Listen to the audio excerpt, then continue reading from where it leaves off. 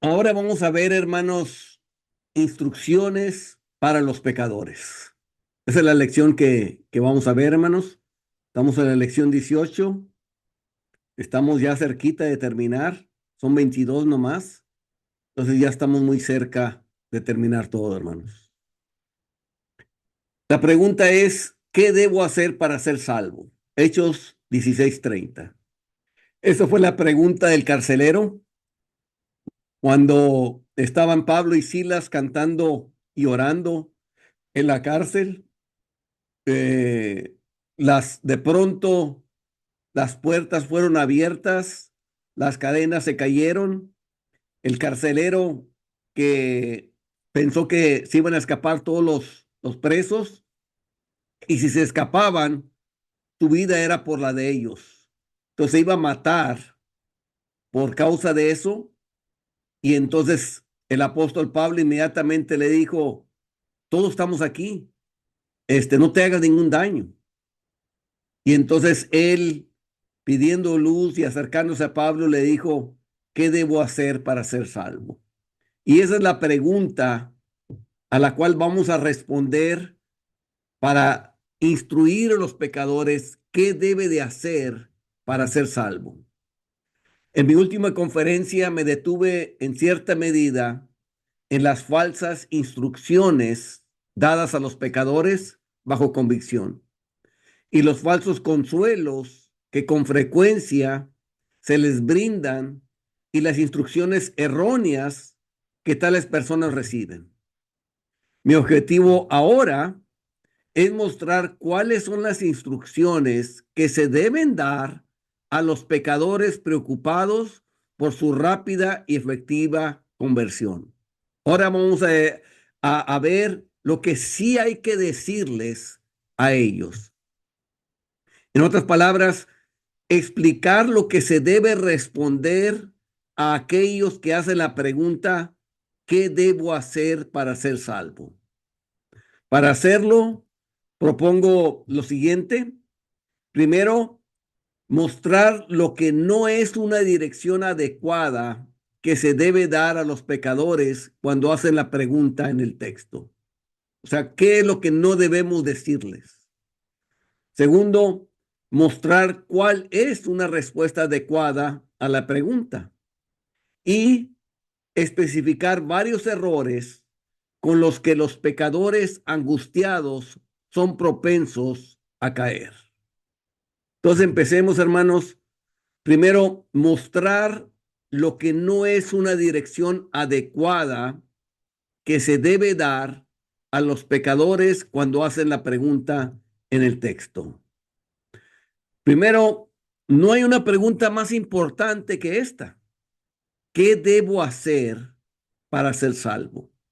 Es la pregunta más importante de la vida de una persona, hermanos. Porque de ahí depende la eternidad de cada persona después de la muerte. Los seres humanos tienden a preguntar qué voy a comer y qué voy a beber, y la pregunta puede responderse de varias formas, con poco peligro. Pero cuando un pecador pregunta con seriedad, ¿qué debo hacer para ser salvo? Es de infinita importancia que reciba la respuesta correcta. Esta tarde mi deseo es decirles a ustedes, los profesantes del cristianismo, qué responder a esta pregunta y decirles a aquellos que son pecadores qué deben hacer para ser salvos. Número uno, ninguna instrucción debería ser dada a un pecador que lo dejaría aún en la hiel de la amargura y los lazos de la iniquidad. O sea, cualquier instrucción que tú le des que lo mantenga en sus pecados no es una instrucción que está respondiendo a esa pregunta, porque lo está dejando en sus pecados, lo está dejando en hiel de amargura o en prisión de maldad a esa persona. Entonces no se está dando la instrucción correcta a él. Ninguna respuesta es adecuada para ser dada con la cual, si él cumple, no iría al cielo. Si muriera al siguiente momento. O sea, cualquier instrucción que tú le des, pregúntate, si hace eso y se muere ahorita, ¿se va al cielo o no? Esa es la pregunta que debes de hacerte. Cuando tú le das un consejo a alguien de qué es lo que tiene que hacer, pregúntate, si él hace eso y se muere ahorita mismo, ¿se salva? ¿Se va al cielo? Si la respuesta es no, no se va al cielo, no le diste la respuesta adecuada. No le estás dando la instrucción correcta a esa persona. No se debe dar ninguna dirección que no incluya un cambio de corazón o un corazón correcto u obediencia sincera a Cristo. ¿A qué habla con el cambio de corazón? Bueno, eh, cuando alguien le dice a su esposa que le está dando su corazón a su esposa, ¿qué significa? Que la ama, que ve por ella, que la quiere complacer, que quiere hacer todo por ella para que ella esté contenta. Ok. ¿Qué es el cambio de corazón hacia Dios? Bueno, antes hacíamos todo para complacernos a nosotros mismos. Nuestro corazón estaba totalmente entregado para complacernos a nosotros mismos, nuestros gustos, nuestros deseos, lo que nosotros quisiéramos. Darle el corazón a Él es que ahora queremos amar a Dios, hacer sus deseos, cumplir sus mandamientos, hacer todas las cosas que a Él le agradan y solamente vivir para que le agrade a Dios. Eso es darle el corazón a Dios. Eso es un corazón correcto, una obediencia sincera a Cristo. De hecho, Jesús dijo, si me amáis, guardad mis mandamientos. El que tiene mis mandamientos y los guarda, ese es el que me ama. O sea, porque le está dando su corazón, porque ama a Jesús, es que le obedece a Él. En otras palabras, nada es adecuado si no implica convertirse en un cristiano.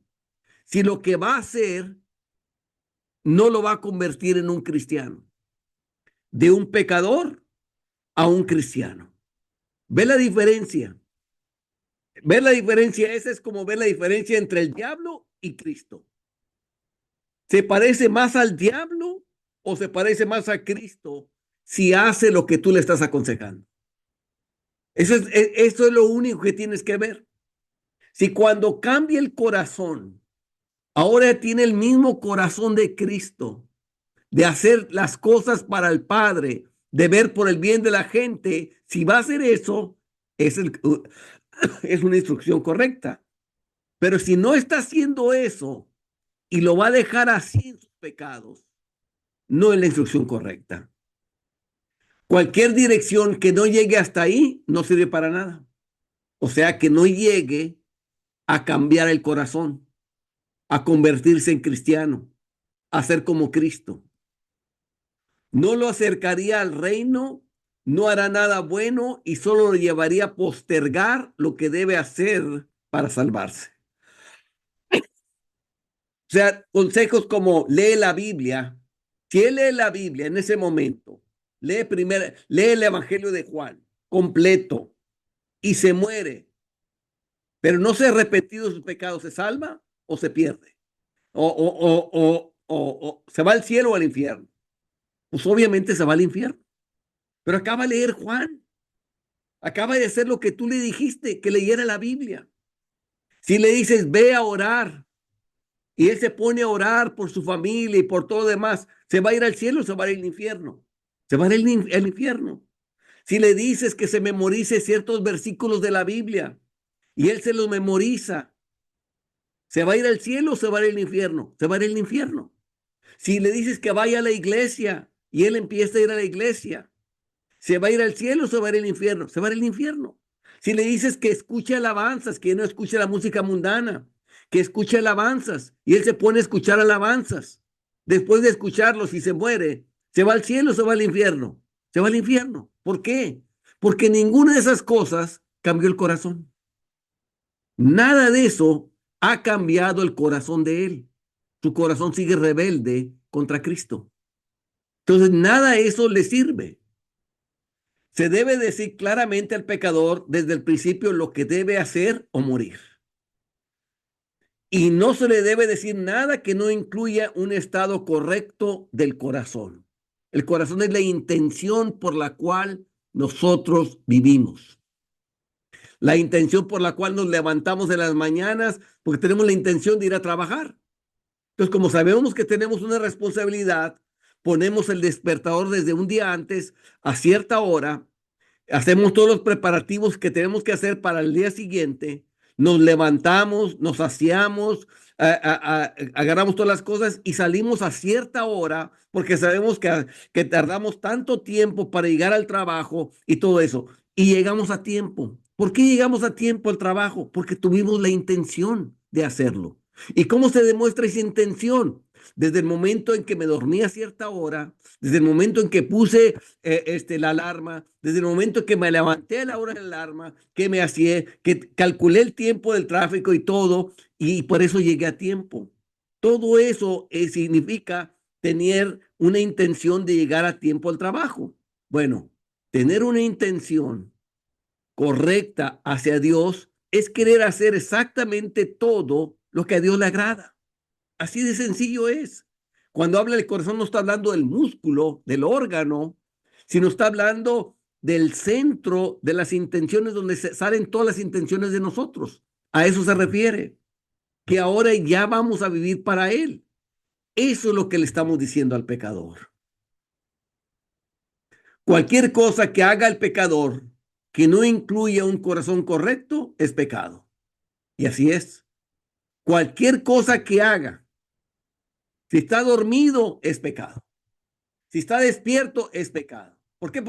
Porque si está dormido es pecado. Porque está recuperando fuerzas para que al día siguiente, después de que recuperó fuerzas, esté actuando rebelde contra Dios.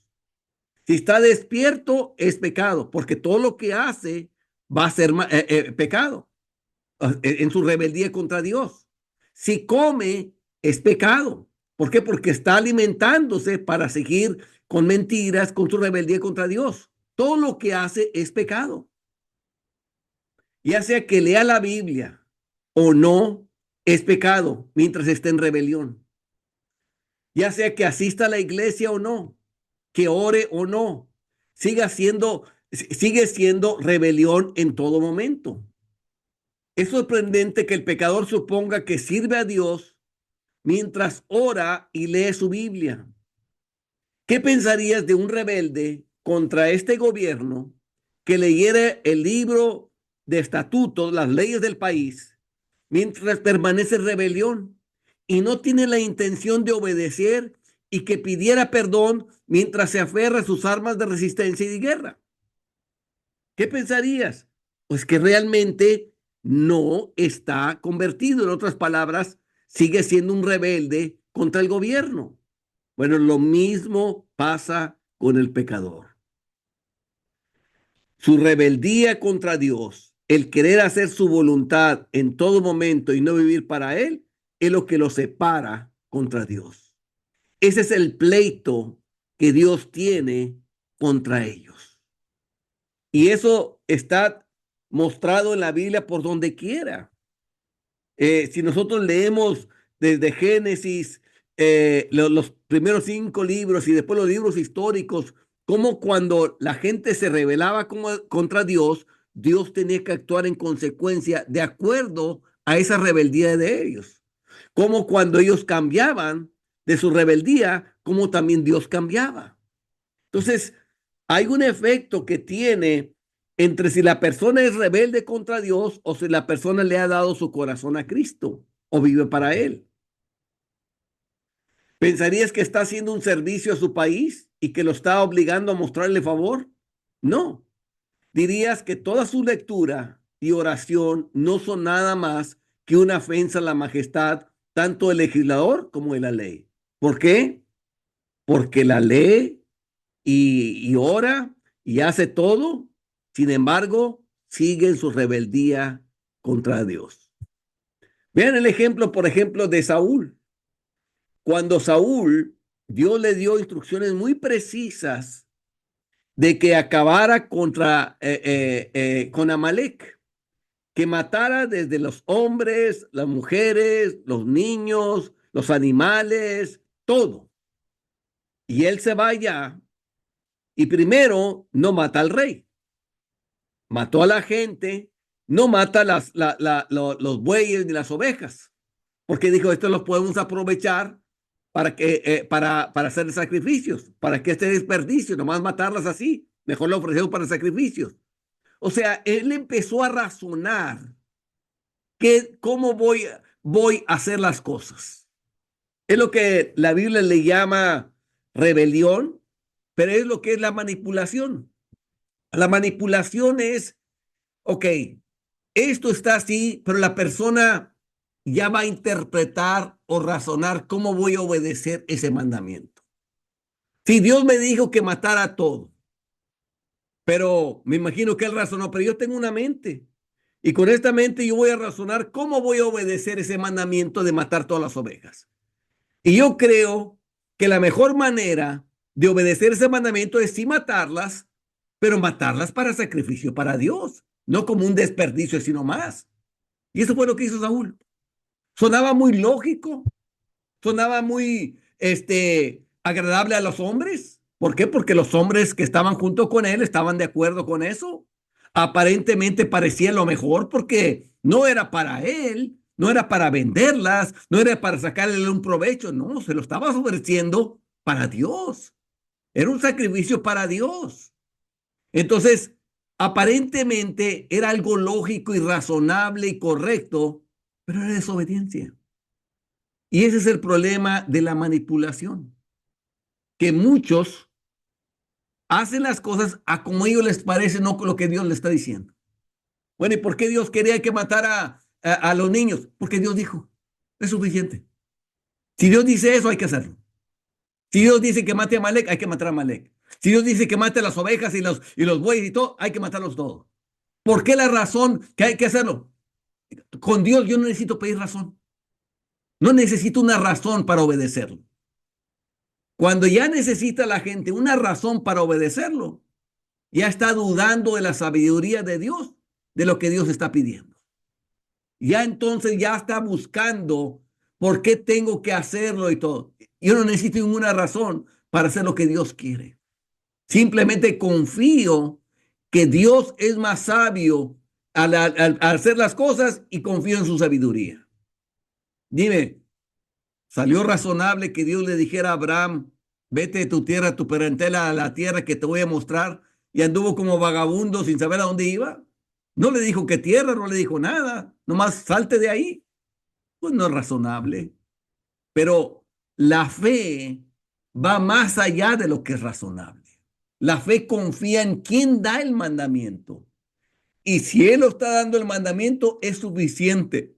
Yo no necesito más razones de nada más que obedecer porque confío en Él.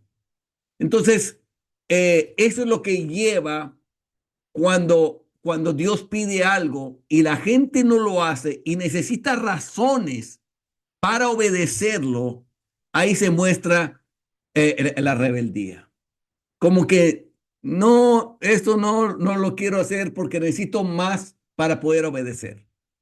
Entonces ya cae dentro de los términos de la ley. Necesita ponerle un castigo. Bueno, si no lo haces, te van a castigar. Ah, por el castigo sí, mejor lo hago. Entonces ya no está respetando a ley, a quien da el mandamiento. Está viéndose a sí mismo el por qué no me conviene desobedecer. Entonces, todo esto se los digo porque es donde se esconden los pecadores. De ahí se esconden ellos para obedecer o no obedecer, para servir a Dios o no servir a Dios. Entonces, todo eso, ¿qué está mostrando? Esa rebeldía dentro del corazón donde necesita muchas cosas para poder obedecer a Dios, cuando simplemente porque Él es Dios es suficiente. De igual manera, tú, pecador, mientras permanezcas en impenitencia, estás insultando a Dios y desafiándolo. Ya sea que leas su palabra y ores o no lo hagas. Sigue igual, está insultando a Dios y desafiándolo. No importa ni dónde esté tu cuerpo ni cuál sea tu postura, ya sea de rodillas o en la casa de Dios. Mientras está con esa rebeldía hacia Dios, que no está para hacer todo lo que Dios quiera, está en rebeldía ante Él. Mientras tu corazón no está correcto, mientras resistas al Espíritu Santo y rechaces a Cristo, eres un rebelde contra tu Creador. Es interesante, hermanos, cómo el pecador prefiere hacer las obras, prefiere depender de sus obras. O sea, orar todo lo que pidas, leer la Biblia, ir a la iglesia, ofrendar, diezmar. Y sobre esa base, decir, yo soy cristiano porque hago todo esto. ¿Sí? Pero si tu corazón no se lo has dado a Cristo para hacer todo lo que Él te pida, de nada te sirve todo eso más. Vean el ejemplo del joven rico. Todos los mandamientos guardaba. Hacía todo lo que le decían ahí en su religión judía. Todo estaba en lo correcto. Pero ahí no decía específicamente que vendiera todo lo que tiene y lo diera a los pobres y siguiera a Jesús. Eso no lo decía. Decía otras cosas. Y su confianza estaba en la ley, cumplir ciertos mandamientos, pero no estaba en un corazón que estaba dispuesto a hacer todo lo que Dios le pida en cualquier momento. Entonces, por eso dice, mientras tu corazón no está correcto, mientras resistas al Espíritu Santo y rechaces a Cristo, eres un rebelde contra tu Creador. Y aquí entran muchas cosas, hermanos, porque muchas personas quieren tener algo como un mandamiento, decir, esto sí lo estoy haciendo. Y cuando hacen eso ya se sienten justificados, cuando en realidad en su corazón no se lo quieren dar todo a Dios. Solo quieren hacer como que están regateando con Dios. Hasta dónde, quieren saber hasta el límite, hasta dónde obedecer y estar bien. Y esa actitud muestra, es reprochable delante de Dios. Porque la palabra dice, dame, hijo mío, tu corazón y miren tus ojos por mis caminos. Dame, hijo mío, tu corazón y miren tus ojos por mis caminos. Ya no por los caminos del hombre, sino por los caminos de Dios. Y en general puedes darle al pecador cualquier dirección o decirle que haga cualquier cosa que incluya un corazón correcto. Y si haces que lo entienda y lo haga, serás salvo. Exactamente. Si cualquier dirección que tú le das hace que su corazón esté correcto, o sea, que sea puro de corazón, que todo lo que haga sea para agradar a Dios de aquí en adelante y viva solamente para Él, será salvo. Así de sencillo. Y cuando preguntan, bueno, pero ¿y si no hago esto? Entonces Él quiere tener ese permisito de no hacer eso para ver si todavía es salvo. Entonces la respuesta es, ese corazón que está ahí no está incluyendo eso. Tú quieres traerte eso, que es una abominación a Dios. Todavía tu corazón no está en lo correcto, porque tú quieres incluir algo que le desagrada a Dios. Y es donde, por eso, muchos buscan o apelan a la ley. Y yo prediqué una vez un mensaje sobre la ley de Cristo. Este, Santiago habla sobre y cumplida así la ley de Cristo. O sea, la ley de Cristo es mucho más arriba que la ley normal o la ley de los 10 mandamientos. La ley de Cristo es el corazón de Cristo. es como Cristo actuaba, como Cristo se movía, y es dada por el Espíritu. Es, es el actuar como Cristo actuaría en todo momento. Eso es la ley de Cristo. No está escrita, no está escrita así como los 10 mandamientos, porque es la ley del corazón. Es que nace de todo corazón hacer aquellas cosas, que no se tiene ni que pensar, sino que se actúa de esa manera naturalmente, porque ya esa ley está dentro de nosotros, es Cristo habitando por la fe en nuestros corazones. Y eso es lo que hace que uno actúe de esa manera. Cuando nosotros decidimos voluntariamente actuar como Cristo actuaba. Y la pregunta no es si es pecado esto o si es pecado esto otro. Es, ¿lo haría esto Cristo o no lo haría? Esa es la pregunta. No es qué tan mal se vería o que si me peco al hacer esto, no, lo haría Cristo. Si no lo haría Cristo, entonces no puedo hacerlo, porque mi corazón tiene que ser como el de Cristo. Por eso Jesús le dijo que si vuestra justicia no fuere mayor que la de los escribas y fariseos, no entraréis al reino de los cielos. Ellos cumplían con todos los mandamientos, buscaban y eran celosos de cumplir con esto, pero no tenían esa ley de Cristo. Por ejemplo, veían una mujer que tenía 13 años, de que estaba jorobada, que Satanás había atado, y Jesús la sana, y se indignan porque fue en un día sábado. Entonces, ¿qué es lo que estaba? Y Jesús le mostró la hipocresía de ellos. Cada uno desata su buey y su asno para que se vaya a tomar agua. Y esta hija de Abraham, que Satanás había atado por 13 años, no se le debía desatar esa ligadura. O sea, no tenían amor por ellos. O sea, ponían el mandamiento por encima del amor hacia ella. O sea, el mandamiento de guardar el sábado estaba por encima del amor hacia esa pobre mujer que deben de haberse gozado y maravillado del milagro que había hecho Jesús de haberla sanado. Entonces el corazón no estaba en lo correcto.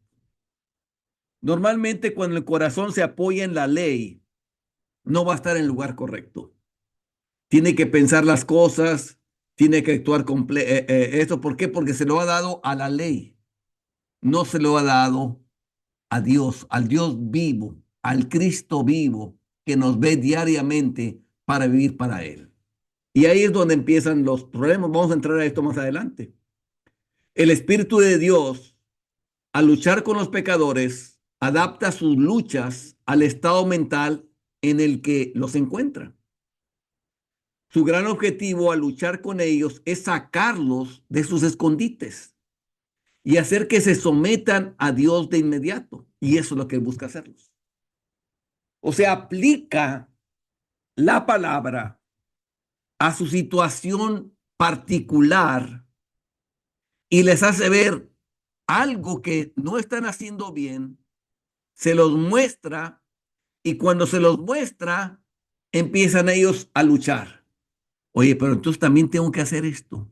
Oye, pero también tengo que hacer esto otro. ¿Y por qué vienen esas preguntas? Porque el Espíritu Santo se lo está marcando.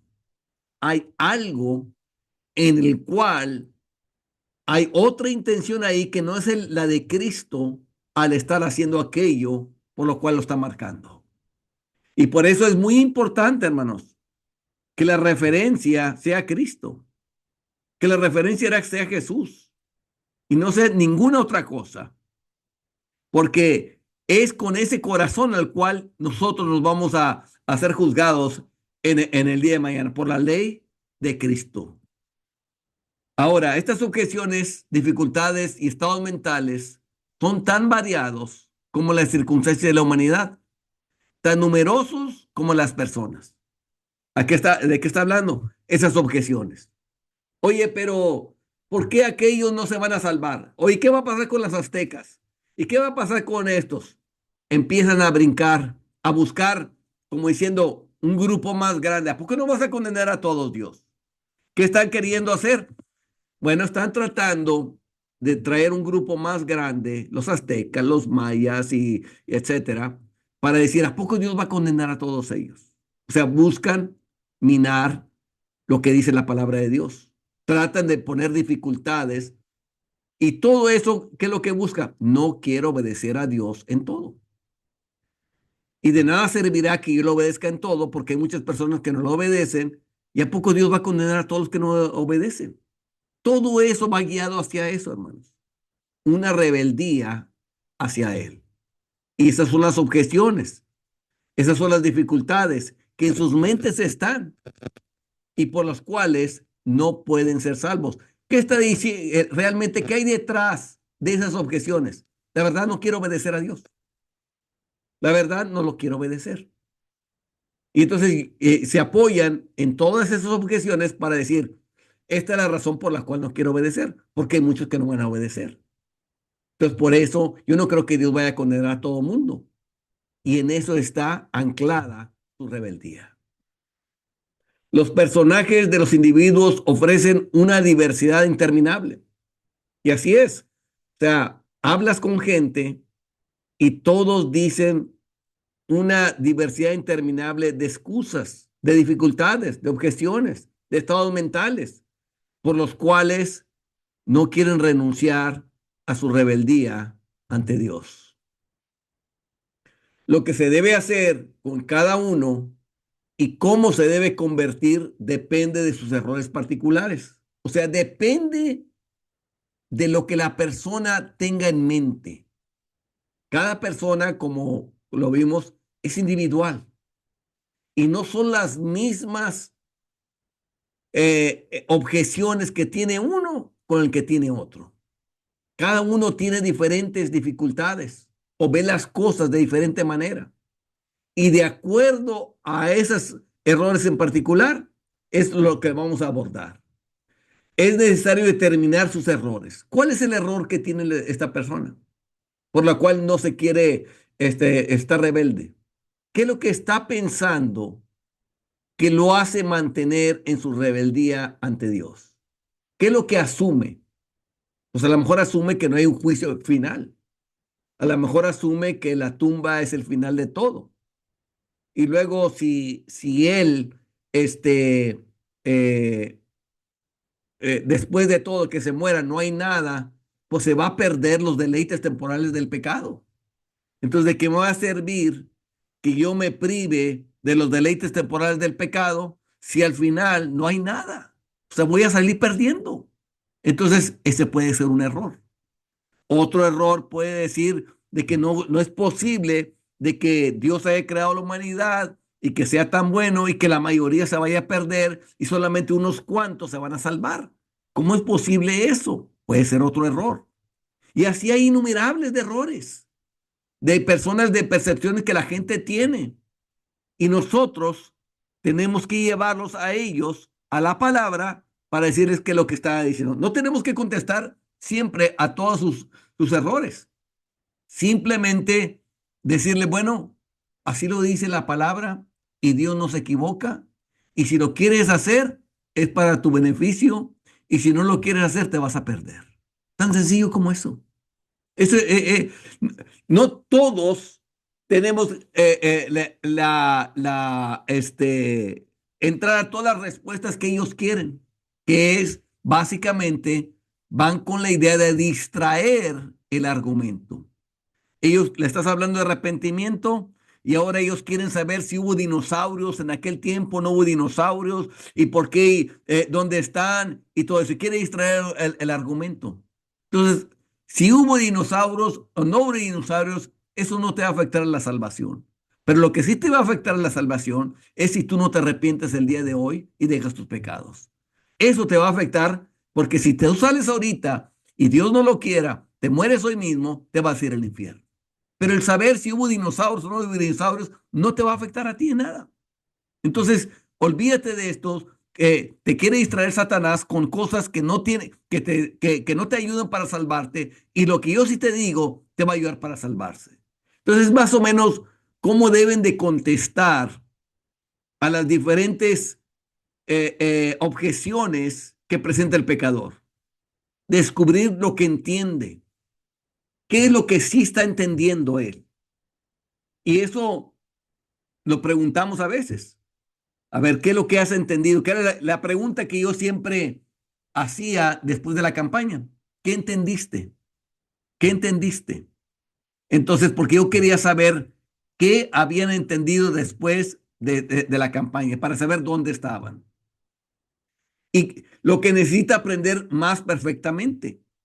Entonces, como les decía, algunos decían que si ya se habían arrepentido, pero para ellos arrepentimiento era remordimiento. Era simplemente sentirse mal, pedir perdón y volver a hacerlo. O sea, eso era arrepentimiento. Entonces, ¿qué necesita aprender más perfectamente lo que es arrepentimiento? Entonces, eso lo logra uno cuando platicamos con ellos. Ver en qué puntos el Espíritu de Dios está presionando su conciencia. Esto es muy importante. Es percibir, ver lo que el Espíritu le está marcando a la persona, en dónde le está poniendo. Y normalmente eso se descubre cuando la persona te pregunta, ¿a poco es malo? ¿A poco es pecado hacer esto? Entonces, cuando te dicen eso, es que el Espíritu Santo le está marcando algo en esa dirección. Entonces, ¿qué es lo que nosotros debemos hacer? Presionar las mismas cosas. Hacer lo mismo sobre él. Había una mujer que usaba un sombrero muy elegante. ¿A poco es pecado que yo ponga este sombrero muy elegante? Entonces, ¿qué quería? Recurría a la ley para justificar que no tenía nada de malo ponerse un sombrero muy elegante. Y con eso se sentía justificado, no estoy haciendo nada malo. Pero Dios ve más allá que ponerse un gorro muy elegante. Había atrás? Una soberbia de querer lucir, de querer ser, por ese gorro que trae puesto, sentirse de cierta manera. Esa es su confianza en su autoestima o lo que sea. Por eso es que lo saca a colación. Que si está, ¿qué tiene de malo ponerse ese sombrero? Entonces, y vemos también la pregunta, ¿qué tiene de malo? En vez de, ¿es lo que Cristo haría? ¿Es lo que Cristo haría? Entonces, por eso presionamos en las mismas cosas. Entonces, ¿cuál sería la respuesta? Pues el sombrero es un pedazo de tela, pero la soberbia es un pecado del corazón. Y a lo mejor Dios te está marcando la soberbia que tienes dentro, que se refleja en querer estar usando ese gorro que tú estás usando. Entonces, ahí ya estás cooperando, presionando a las mismas cosas que el Espíritu de Dios le está marcando. Y así llevarlos a Cristo. Ver sus errores, descubrir qué es lo que entiende, lo que necesita aprender más para dirigirlos, llevarlos a lo que el Espíritu Santo está marcándoles, cooperar con el Espíritu de lo mismo y llevarlos a Cristo. Llevarlos al cambio de corazón en sus vidas. A eso es lo que queremos llevarlos, al cambio de corazón rendido a Cristo.